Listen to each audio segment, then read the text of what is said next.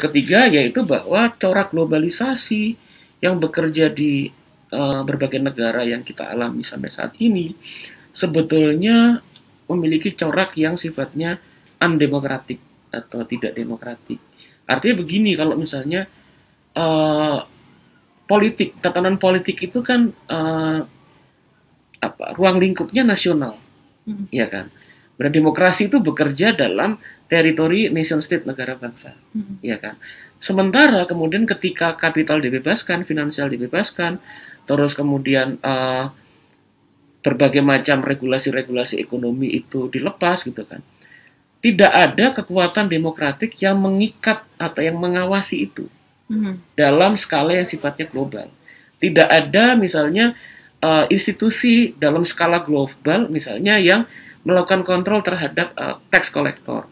Tidak ada yang mengawasi tentang misalnya bagaimana kapital itu bekerja dan berpindah gitu kan dalam ruang lingkup yang melampaui negara bangsa dan berbagai hal yang lain. Ekonomi semakin tidak terawasi oleh institusi politik gitu kan. Nah, semua awalnya dari deliberations of finance. Iya, deliberations of finance gitu kan, dan semakin kemudian menguatnya dan kemampuan dari kelompok-kelompok yang paling berkuasa dan paling makmur tadi itu kemudian melakukan political takeover gitu kan. Yeah. Nah, akhirnya kemudian menjadi undemokratik, menjadi tidak demokratik corak dari globalisasi, sehingga kemudian yang terjadi ini sebetulnya yang kalau kemarin kita diskusikan itu yang digambarkan dalam lagunya Bono itu yang Beautiful Day.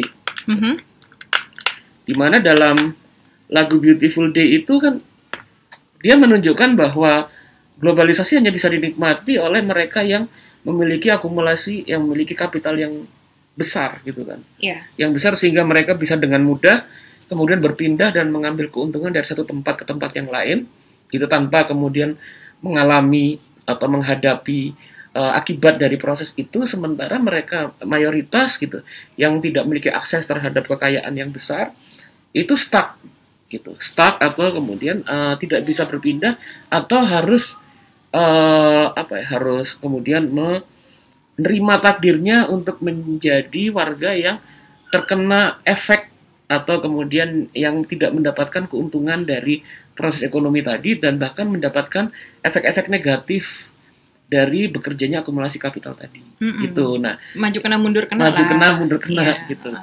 Nah, itu tadi globalisasi seperti itu. Nah, selanjutnya gitu. Ini yang keberapa? Keempat ya, Maya? Iya, kita masuk keempat ya. Yang keempat gitu kan. Yang keempat itu akhirnya kondisi demikian itu berimplikasi pada konteks politik, jadi ruang politik.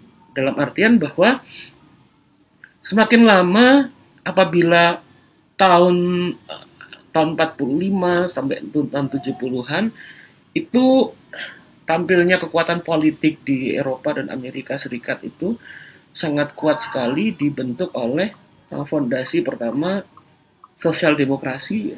Sosial demokrasi itu basis formulasi politik yang dimana partai-partai politik tertentu itu misalnya memiliki basis pendukung atau penopang dari kelompok-kelompok yang masyarakat yang miskin gitu, berbasis kelas pekerja, berbasis kalangan miskin, berbasis kelompok-kelompok marginal dan lain sebagainya gitu. Nah, setelah pelan-pelan tahun 80-an, tahun 90-an bekerja, mereka ini kemudian formulasi kelompok partai-partai politik yang berbasis sosial demokrasi seperti partai Demokrat di Amerika Serikat, terus partai buruh di Inggris, pelan-pelan ini semakin meninggalkan konstituen utama mereka gitu. Dan mereka mengambil dan cenderung kemudian mendekat pada konstituen baru, yaitu kelompok-kelompok kekuatan-kekuatan yang berbasis pada orang-orang kaya atau kelas-kelas pengusaha besar. Karena apa gitu? Karena mereka menyadari bahwa kontestasi politik membutuhkan uang yang besar gitu, membutuhkan dana yang besar gitu dalam proses itu, sehingga mereka juga harus bertarung bersama dengan kelompok-kelompok atau kekuatan politik yang memang sepertinya konservatif gitu kan, untuk mendapatkan dukungan dari mereka yang memiliki kemakmuran yang berlebih tadi gitu.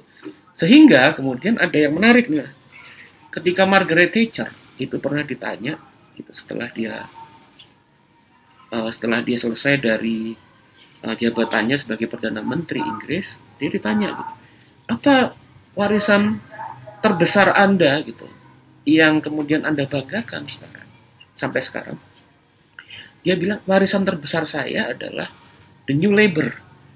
Jadi warisan terbesar saya adalah Tony Blair gitu. Tony Blair dan New Labour dari Partai Buruh.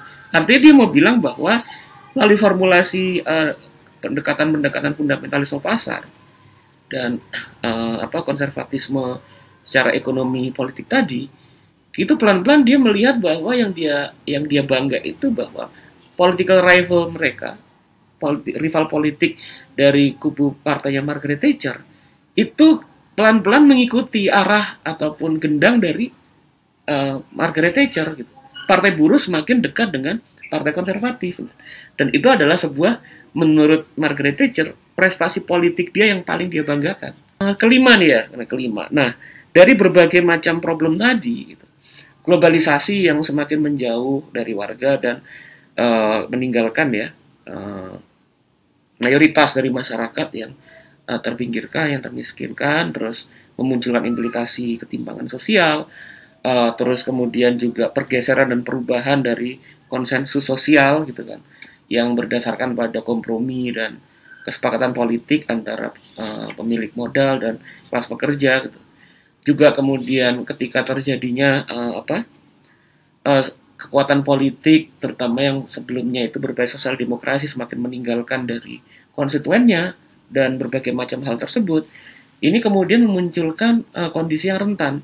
Tatanan politik demokrasi ini kemudian hanya menjadi demokrasi di permukaan, gitu kan. Tapi pada kenyataannya kehilangan substansi dan core dari demokrasi, gitu. Nah, yaitu adalah merepresentasikan kepentingan masyarakat bawah, terjadinya konsultasi politik dan rekognisi politik.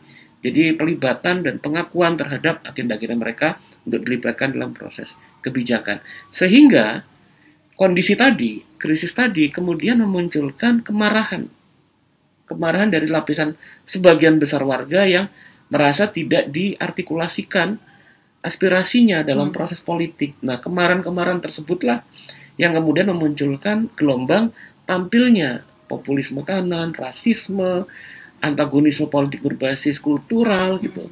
Misalnya yang terjadi di Amerika Serikat masa pendukung Donald Trump. Iya, misalnya. Betul. Pada saat misalnya tampilnya Donald Trump gitu kan, sebagian dari mereka itu sebetulnya memilih Trump itu juga bukan karena sepakat dengan program-program Trump, tapi untuk menunjukkan kemarahan mereka terhadap kondisi yang sudah mapan dalam politik yang tidak mengakui keberadaan mereka gitu. Dan selanjutnya juga kalau kita lihat dalam kampanye Pilpres di Amerika Serikat, gitu, kelihatan sekali bahwa Hillary Clinton ini di satu sisi kemudian hanya merangkul progresivitas politik dalam dimensi politik identitas. Progresivitas politik dimensi identitas itu seperti, dan sebetulnya memang penting ya, sangat penting, seperti isu-isu tentang feminisme gitu kan. Terus kemudian isu tentang misalnya identitas kaum imigran gitu kan, yang terpinggirkan, terus kemudian isu-isu misalnya yang berhubungan dengan identitas-identitas kultural tadi gitu kan. Nah, tapi ketika kemudian Hillary Clinton hanya kemudian membangun konstituen dukungan politiknya berbasis pada isu-isu progresif secara kultural, dan dia meninggalkan dimensi penting yaitu dukungan dan support dia terhadap isu-isu yang terkait dengan kesejahteraan dan problem-problem sosial ekonomi, dia kehilangan lapisan penting dari pendukungnya gitu, dalam Pilpres itu, yaitu apa? Kelompok-kelompok atau wilayah-wilayah yang di dalamnya itu banyak sekali konstituen dari kelas pekerja, tapi kemudian dalam kondisi itu ketika terjadi krisis, mereka kehilangan pekerjaan dan upah yang layak gitu. Yang sebagian besar dari kelompok itu adalah kelompok yang disebut sebagai white working class.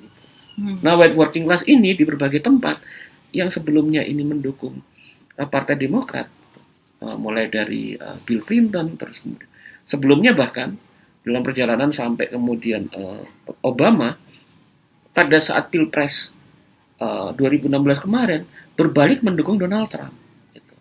Karena Donald Trump ini berhasil kemudian mengarahkan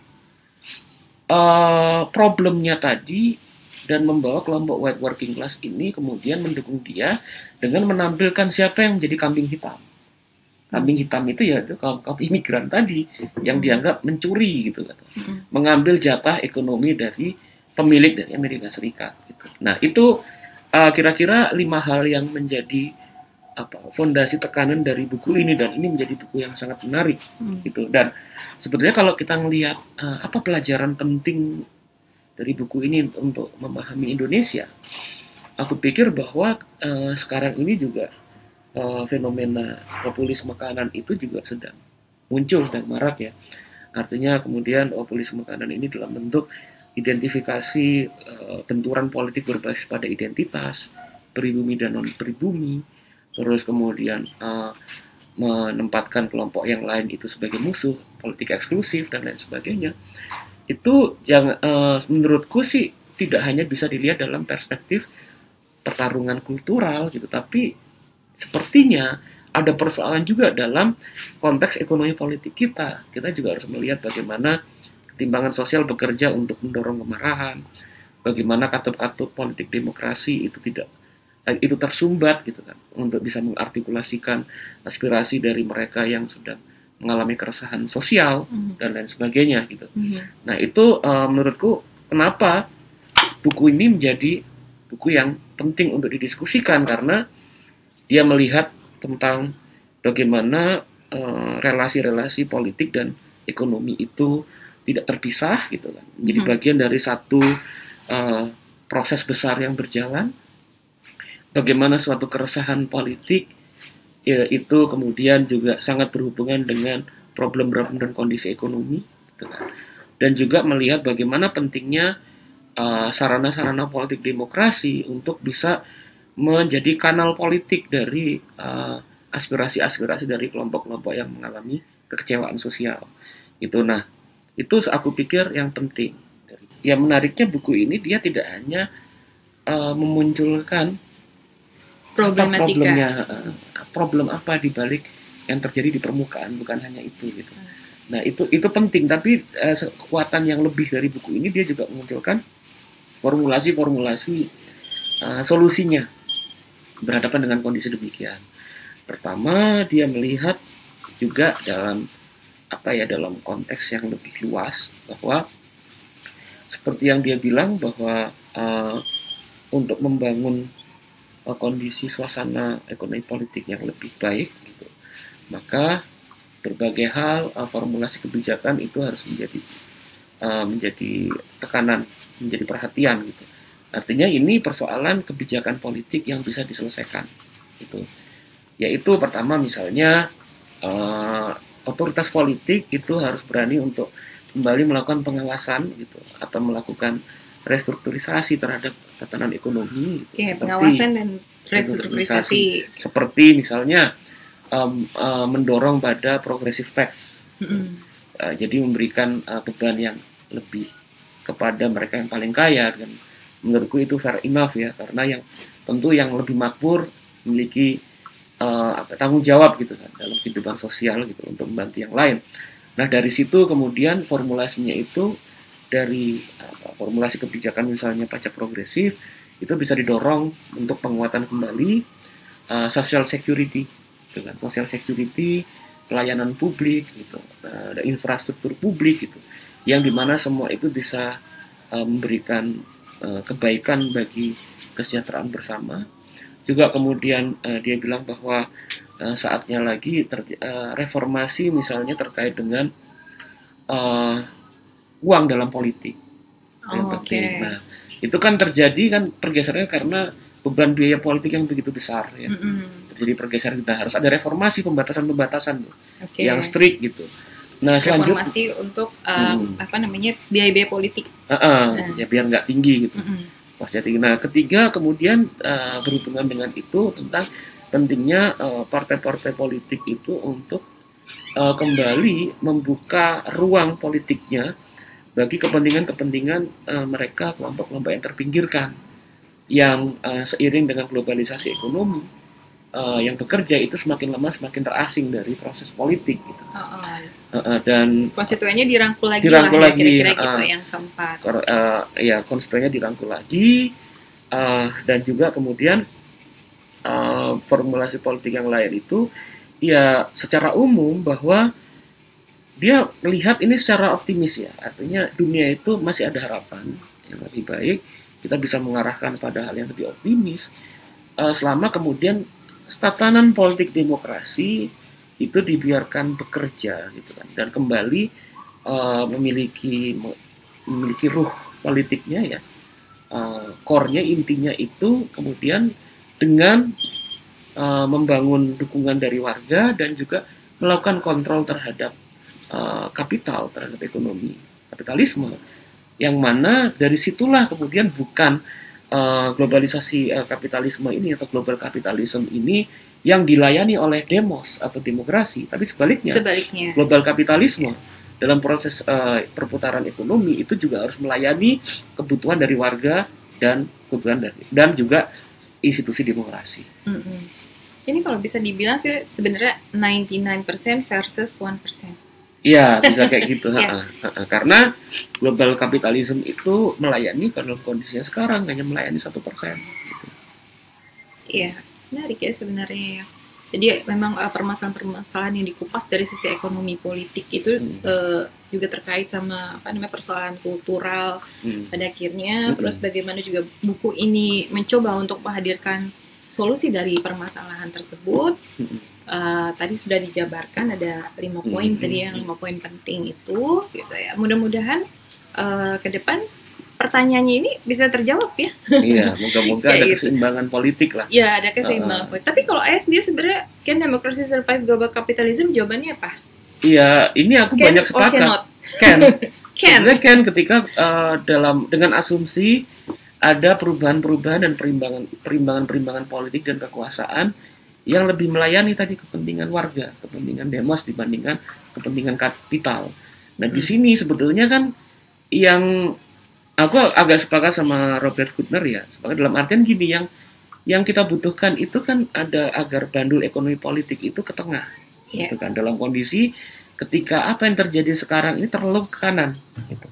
Untuk menciptakan kondisi keseimbangan, artinya bahwa mereka yang paling kaya, paling makmur itu peduli dan juga diberikan tanggung jawab lebih untuk untuk membiayai atau kemudian untuk memberikan bagiannya bagi kesejahteraan yang lain, dan kemudian juga kalangan-kalangan yang mayoritas ini tidak terlalu menuntut berlebihan agar ekonomi juga bekerja, tapi mereka bisa sejahtera, mereka bisa menyekolahkan anaknya sampai level tertinggi, mereka mendapatkan rumah dan kebutuhan hidupnya lebih baik gitu kan. Untuk cukup seperti itu kan sebuah tatanan yang seimbang, ya. tatanan yang tengah gitu kan. Nah, ini kan perlu diperjuangkan melalui proses-proses yang terhubung dengan pertarungan kekuasaan dan proses politik itu sendiri gitu. Iya, PR berat nih. PR berat. Dan barangkali jalan panjang juga ya gitu. Tapi bukannya tidak mungkin, memang bisa bisa terjadi. Iya.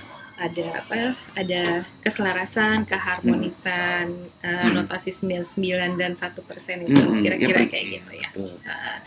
Oke, nanti buat teman-teman yang masih penasaran apa sih lengkapnya ya isi buku ini, ya nanti bisa dicari aja ya gitu. Iya, mungkin betul. ada e-booknya mungkin, ada e-book atau bisa beli langsung kayak gitu bisa. Kita nggak jualan buku sih, cuma barangkali kalau misalkan masih ada pertanyaan-pertanyaan yang masih aduh belum diulas nih kayaknya, atau seperti semacam itu, bisa dibaca sendiri gitu. Kita masih punya 4 buku lainnya yang belum kita ulas. Mudah-mudahan nanti kita masih punya waktu di September ini. Kalau enggak nanti Oktober kita akan berusaha mengulas 4 lainnya kayak gitu ya. Jadi kita sekarang mau pamit dulu ya. Terima kasih teman-teman sudah bergabung bersama kami. Nanti kita jumpa lagi di program yang lainnya. Ya, sehat-sehat selalu. Assalamualaikum warahmatullahi wabarakatuh.